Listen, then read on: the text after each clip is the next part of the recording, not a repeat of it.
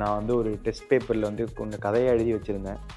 அதை மேம் வந்து பார்த்துட்டு, "நீ நல்லா கதை எழுதுற, நீ போய் படம் எடு" அப்படின்னு சொல்லி அதில் எழுதி வச்சுருந்தாங்க. ஆனால் அது இப்போ உண்மையாயிருக்கு. முடிஞ்ச அளவுக்கு அந்த சாங் வந்து அந்த ஃப்ளோ ஆஃப் த ஃபில்மை வந்து அஃபெக்ட் பண்ணுதா அப்படின்னு பார்ப்பேன். அப்படி அஃபெக்ட் பண்ணுதுன்னா அந்த சாங் இருக்காது. டைரக்டர் வந்து ஒரு டிவைனான வாய்ஸ் இருந்தால் நல்லாயிருக்கும் எங்களுக்கு அப்படின்னு சொன்னாங்க. ஒரே ஆப்ஷன் தானே இருக்குது, யுவன் சார் தான். ஸோ அதனால் அவர் பாடினா சூப்பராக இருக்கும்னு நினச்சேன். நான் ரொம்ப நாள் ஷேவே பண்ண மாட்டேன், ஏன்னா ரொம்ப சின்ன பையன் மாதிரி தெரியும்னு சொல்லிட்டு தாடி வச்சுட்டு இருக்குது. கோமாளியில் வளர்க்க ஆரம்பித்தேன். ஏன்னா ரொம்ப சின்ன பையன் டேரக்டரு அப்படின்னு அது ஒரு மாதிரி இருக்கும்னு சொல்லிட்டு. ஸ்னேகா மேம் வந்து நான் ஃபுல்லாக அவங்க ஷூட்டிங்கில் வந்து ரசிச்சுட்டே இருந்தேன், ஃபுல்லாக பார்த்துட்டே இருந்தேன். Short film director, IT worker, director, hero, இப்போ ஹீரோவா 3 படங்கள். இந்த பயணம் எதை நோக்கிய பயணம் உங்களுக்கு சினிமாவில்? ஒரு ஸ்டார் ஆகணும்னு நினைக்கிறீங்களா, இல்லை ஆக்டர் ஆகணும்னு நினைக்கிறீங்களா? ஸ்டார். எனக்கு வந்து என் படத்தில் செலிப்ரேஷன் அந்த இது எல்லாம் தான் பிடிக்கும். அவங்க ஆக்டிங் ஸ்கில்ஸு, அந்த இது பல வேஷங்கள், அதெல்லாம் எனக்கு அவ்வளோ இது இல்லை. மக்கள் வந்தாங்கன்னா ரொம்ப என்டர்டெயின் பண்ணி அவங்க தேட்டரில் கத்தி ஜாலியாக இருக்குது, அதெல்லாம் தான் அவங்களோட செலிப்ரேஷன் தான். லவ் டுடே டிராகன் தற்கால சமூக பிரச்சனைகளை பிரதிபலிப்பதாக இருக்கிறது என்று எல்லாரும் சொன்னாங்க. பொழுதுபோக்கு அம்சங்களை தக்க வைத்துக் கொண்டு உண்மை தன்மையை எவ்வாறு பிரதிபலிக்கிறீர்கள்? இப்போது எனக்கு யூஸ்வலாக படத்தில் ஒன்று இருந்தால் ரொம்ப நல்லாயிருக்கும்னு நான் ஃபீல் பண்ணுவேன்.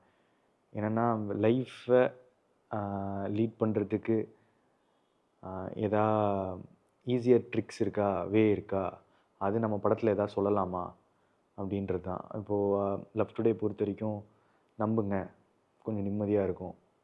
ஸோ இது அவங்க லைஃப்பில் அடாப்ட் பண்ணக்கூடிய ஒரு விஷயமா இருக்கலாம். இல்லை மனிதம், ஹியூமனிட்டி, இந்த மாதிரி விஷயங்கள்லாம் மெயின். இது வந்து என்டர்டெயின்மெண்ட், பொழுதுபோக்கு, அதுதான் மெயின். அதில் அண்டர்லைங் ஃபேக்டராக இருக்கிறது அந்த என்ன சொல்ல வரோம், எதா சொல்லணுன்னா அப்படின்றது தான். ஸோ மேஜர் க்ரைட்டீரியாவாக என்டர்டெயின்மெண்ட் தான் இருக்கும். பட் தீம் ஃபிக்ஸ் பண்ணிட்டு ஒர்க் பண்ணுவேன். என்ன சொல்லணும், அதை எப்படி என்டர்டெய்னிங்காக சொல்லலாம், அதான் நம்மளோட ஃபர்ஸ்ட்டு ரூல். என்ன சொல்லணுன்றதை முடிவு பண்ணதுனால எல்லாத்துலேயும் அது இருக்கும். ஆனால் இது என்டர்டெயின்மெண்ட் மூலமாக எப்படி சொல்லலாம் அப்படின்னு யோசிப்பேன்.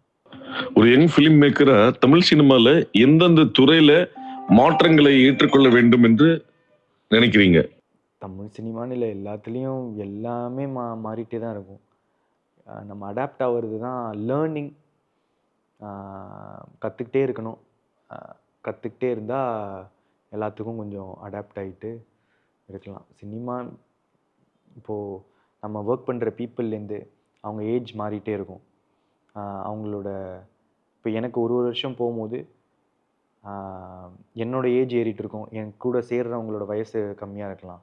ஸோ அந்த ஜென்ரேஷன் இது இருக்கும். நான் பெரியவங்களோட ஒர்க் பண்ணும்போது அவங்களோட மைண்ட் செட் டிஃப்ரென்ஸ் இருக்கும். இது ஹியூமன்ஸ் அதுக்குள்ளே. அதை தாண்டி டெக்னாலஜி மாறிட்டே தான் இருக்குது. எனக்கு தெரிஞ்சு கற்றுக்கிறது, லேர்னிங், அதை கான்ஸ்டண்ட்டாக வச்சுட்டே இருக்கணும்னு நினைக்கிறேன். உங்களோட ஸ்டோரி டெல்லிங்கில் கமர்ஷியல் ஆஸ்பெக்ட்ஸை எப்படி பேலன்ஸ் பண்ணணும்னு நினைக்கிறீங்க?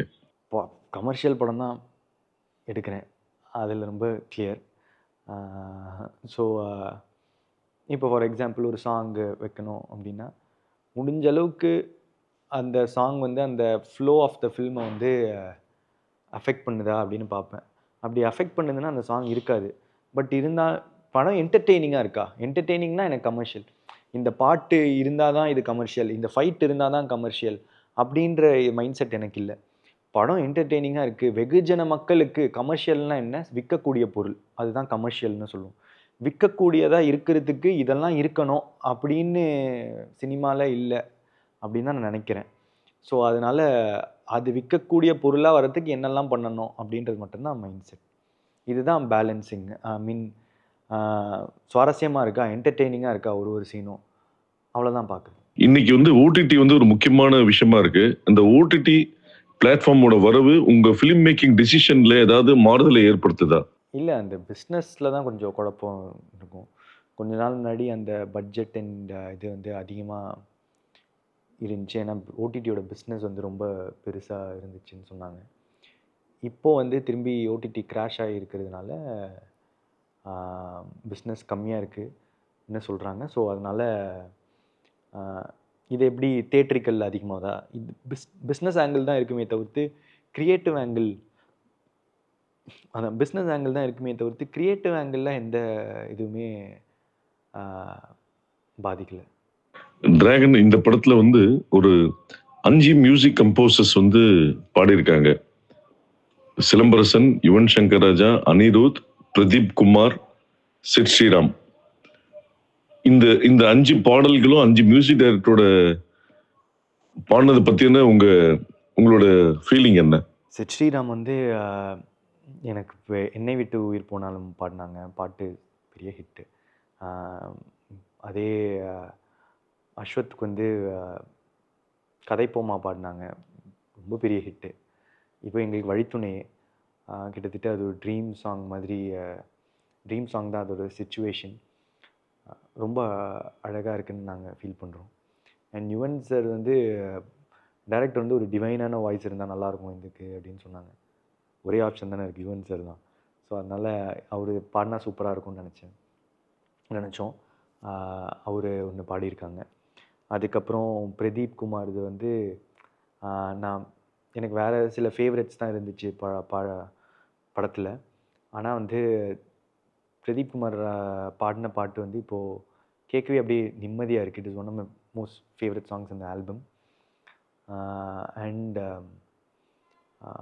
அப்புறம் அனிருத் சார் பாடினது வந்து we are very thankful for him. இந்த பிஸி ஷெட்யூலில் எங்களுக்கு டைம் ஒதுக்கி பாடினதுக்கு it means a lot. And மெயினாக எஸ்டிஆர் சார், அது வந்து ரொம்ப ஒரு ஸ்வீட் கெஸ்டர். கேட்ட உடனே அவர் பண்ணுறதுக்கு, அதை தாண்டி அந்த பாட்டுக்காக ப்ரோமோ பண்ணி கொடுத்தது வந்து அவரோட இந்த படத்தில் இந்த நம்ம பண்ணுறதுனால என்ன கிடைக்கும் அதுன்னு யோசிக்காமல் என்ன கொடுக்கலாம் அப்படின்னு யோசிச்சா இதுதான் அதில் ரொம்ப இருக்கிறதுலே ஸ்வீட்டான விஷயம். Thank you STR sir. யா, உங்கள் லைஃப்பில் நடந்த டிராகன் மூமெண்ட் என்ன? Dragon moment okay. டிராகன் மூமெண்ட்டுன்னா ஓகே, டிராகன் மூமெண்ட் வந்து நான் ஒரு ரிலீஸ்க்கு 2 நாள் முன்னாடி என்னோடய ஆன்சர் ஷீட் வெளியே விடுவேன். நான் வந்து ஒரு டெஸ்ட் பேப்பரில் வந்து கொஞ்சம் கதையை எழுதி வச்சுருந்தேன். அதை மேம் வந்து பார்த்துட்டு, நீ நல்லா கதை எழுதுகிற, நீ போய் படம் எடு அப்படின்னு சொல்லி அதில் எழுதி வச்சுருந்தாங்க. ஆனால் அது இப்போ உண்மையாக இருக்குது. அதை நான் வந்து போஸ்ட் பண்ண போகிறேன் சோஷியல் மீடியாவில். அப்போ பாருங்கள். டைரக்ஷன்றது மறந்து போகாத ஒரு விஷயம். அதை எப்போ வேணால் பண்ணிக்கலாம். நம்மளை ஹீரோவாக ஒத்துக்கிட்டாங்க, அதனால் அதை தொடர்ந்து பயணிக்கலான்றதுக்காக நடிக்க ஆரம்பிச்சிங்களா, இல்லை பேசிக்கலாக நடிக்கணுன்றது தான் மெயின் அப்படின்றது ஒரு ஐடியாவா? நடிப்பில் வந்து மக்களோட அன்பு வந்து ரொம்ப அதிகமாக இருக்குது. எனக்கு அது ரொம்ப பிடிச்சிருக்கு. அவங்க வந்து பேசும்போது, அவங்க நம்மளை ஸ்க்ரீனில் பார்க்கும்போது அவங்க சந்தோஷப்படுறது, அது அது எனக்கு இன்னும் ரொம்ப சந்தோஷத்தை தருது.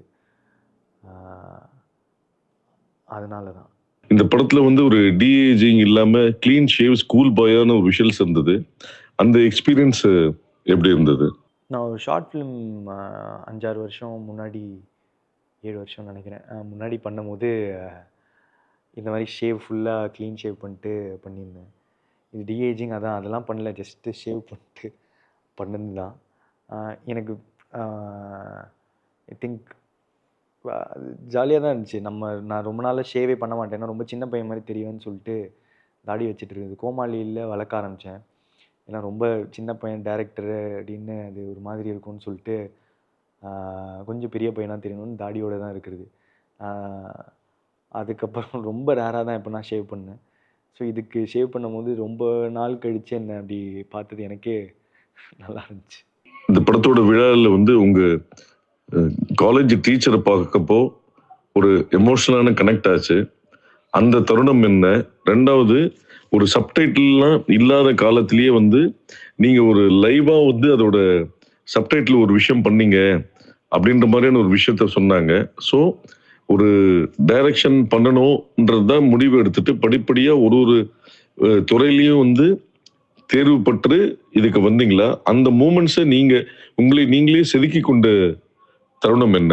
இப்போது 2015 கிட்ட நான் வந்து சினிமா அப்படின்னு கிட்டத்தட்ட முடிவு பண்ணிட்டேன். எனக்கு ரொம்ப பிடிச்சது சினிமாவாக இருந்துச்சு. ஸோ காலேஜ் ப்ராஜெக்ட்டுன்னு வரும்போது மோஸ்ட்டாக எல்லாருமே வந்து வெளியே அந்த ப்ராஜெக்டை கொடுத்து கொஞ்சம் காசை கொடுத்து பண்ணிட்டு எடுத்துகிட்டு வருவாங்க. ஆனால் எனக்கு ஏதோ நான் இதை சினிமா சம்மந்தமாக எதாவது பண்ணணும்னு ஆசைப்பட்டேன். நான் ஐடியில் படிச்சிருந்தேன். நிறைய படங்கள் பார்ப்பேன். அந்த டைம்லலாம் ஒரு டைமும் அந்த சப்டைட்டில்ஸ் இதுக்காக நான் வந்து சர்ச் பண்ணி கிடைக்காது. அப்போ ஏன் வந்து நம்ம ஜென்ரலாக பேச ஆடியோ ரெக்கக்னிஷன் மூலமாக வந்து சப்டைட்டில்ஸ் ஜென்ரேட் ஆனால் நல்லா இருக்குமே அப்படின்னு அப்போது நினச்சிட்டு இருந்தேன். அதுக்கான எடுத்த ப்ராஜெக்ட் தான் அப்போ பண்ணேன்.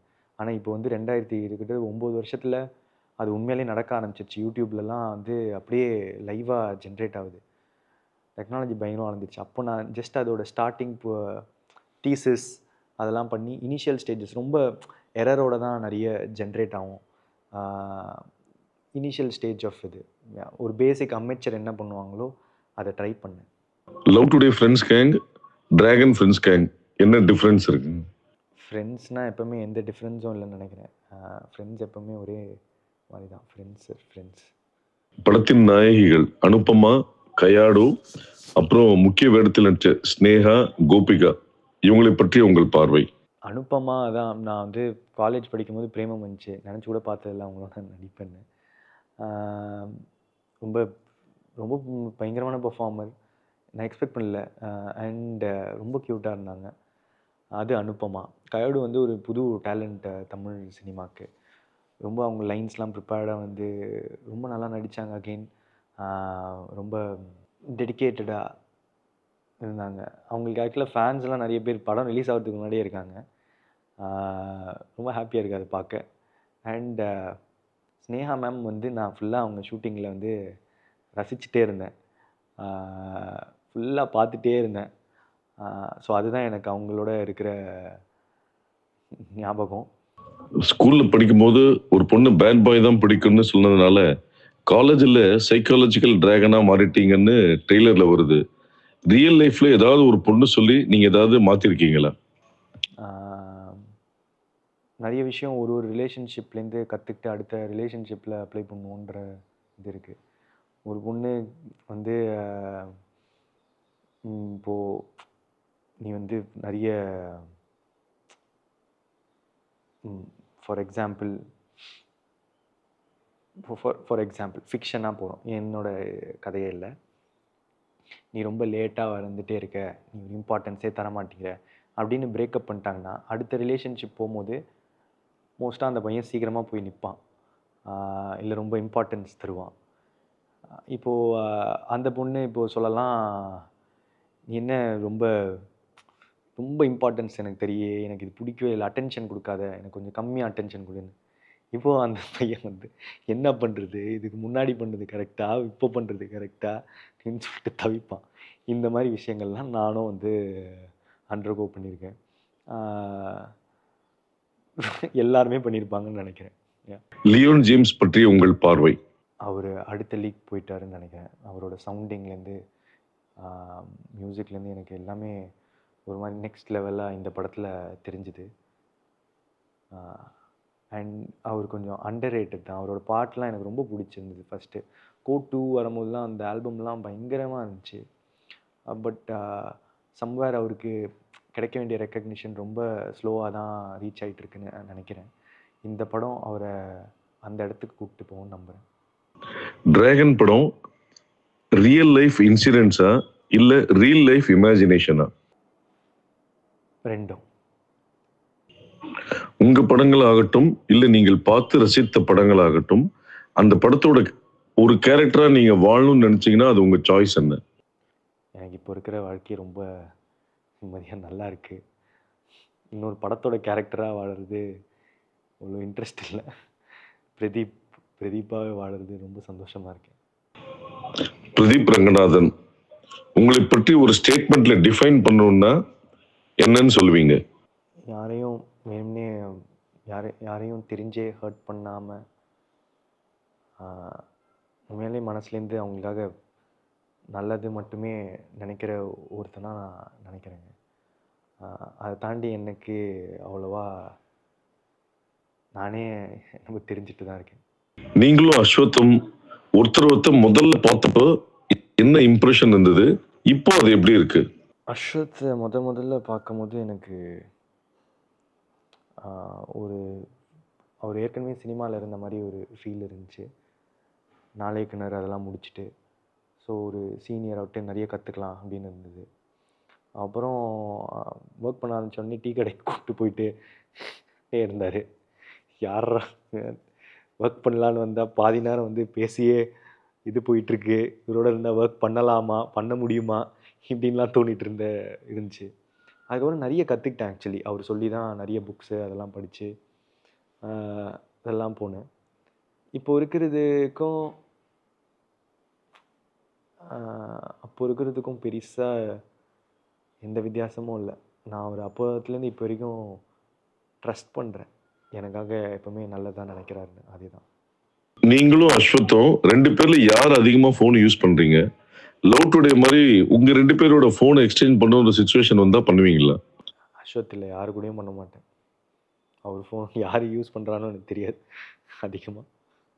நான் இந்த ஷூட்டிங் அதெல்லாம் போனால் ஃபோன் யூஸ் பண்ணுறதில்ல. அதனால் மேபி மொத்தமாக ஆவரேஜாக பார்த்தா நான் கொஞ்சம் கம்மின்னு நினைக்கிறேன்.